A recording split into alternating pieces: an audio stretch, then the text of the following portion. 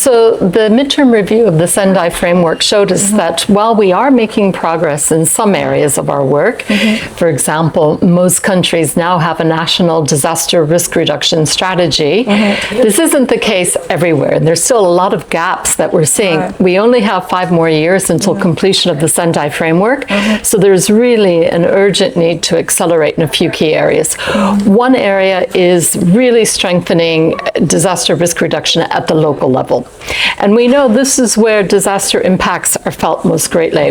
There has been progress in some areas. For example, we are seeing a decrease in mortality from certain types of disasters, weather-related disasters. The exception is, of course, extreme heat, which is becoming an increasing problem for cities. There we need to really double our efforts to ensure that mortality doesn't increase. Earthquakes still continue to have a devastating impact in cities. Where we're worried, or where we think more room is needed, is economic losses are increasing. So as economies develop, disaster events actually create more economic losses. And it is unfortunately the populations that are often the most vulnerable that suffer the most in disaster events.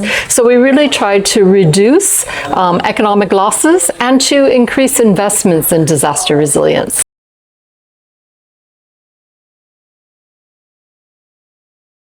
This year at the Global Platform, we really pushed for a few key things. And one of them was greater localization, if you will, or locally led disaster risk reduction. The reason for that is while there is progress at the national level, we're seeing cities being left behind.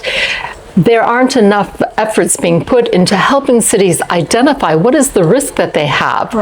What are the risks that the city is exposed to? Is it floods? Is it tornadoes or hurricanes or earthquakes? Do we understand which parts of the cities are most likely to be impacted by disasters? And have we put in place the measures that are needed? We think far more work is needed there.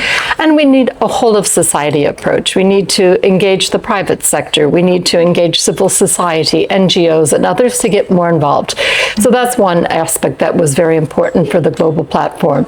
And I think this is where all the efforts that are being done right now around human settlements is so critical, because it's really focusing on place-based disaster risk reduction, understanding what is that risk in a certain location and what can be done collectively to mitigate that risk. So that's extremely important.